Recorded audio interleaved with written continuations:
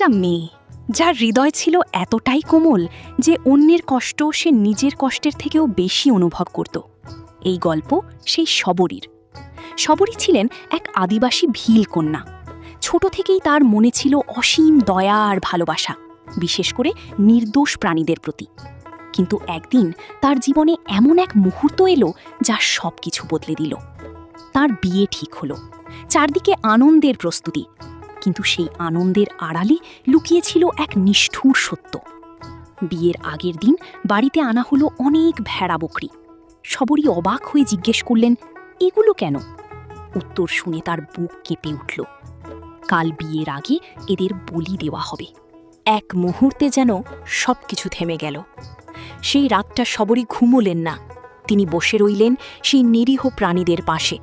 তাদের চোখে ভয়, অসহায়তা, আর সেই চোখের দৃষ্টি যেন শবরীর হৃদয় ভেঙে দিচ্ছিল। তখনই তিনি নিলেন জীবনের সবচেয়ে বড় সিদ্ধান্ত।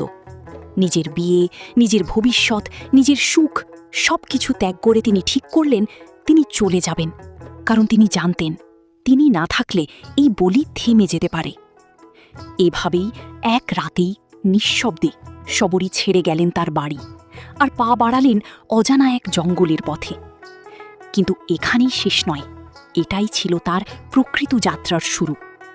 জ্ঞান আর সত্যের খোঁজে তিনি একের পর এক আশ্রমে গেলেন, কিন্তু প্রতিবারই তাকে ফিরিয়ে দেওয়া হলো, শুধু তার জন্মের কারণে, তার জাতির কারণে। অবশেষে একদিন তিনি পৌঁছালেন মাতঙ্গ ঋষির আশ্রমে, আর এখানেই ঘটল এক অলৌকিক পরিবর্তন। মাতঙ্গ ঋষি তাকে দেখে দূরে সরিয়ে দেননি, বরং ভালোবাসা দিয়ে গ্রহণ করলেন। কোনো ভেদাভেদ নয়, কোনো অপমান নয়, শুধু একটিই জিনিস তিনি দেখলেন, শবরীর ভক্তি। এই প্রথম শবরী অনুভব করলেন তিনি গ্রহণযোগ্য। এরপর শুরু হলো তার সত্যিকারের সাধনা। ভোর থেকে রাত তিনি নিজেকে গুরুর সেবায় সম্পূর্ণভাবে উৎসর্গ করে দিলেন।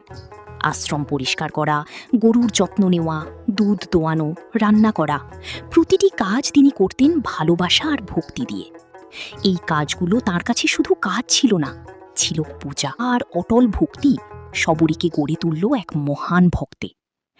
এই অসাধারণ কাহিনীর পরবর্তী পর্ব দেখতে চাইলে এখনই সাবস্ক্রাইব করুন।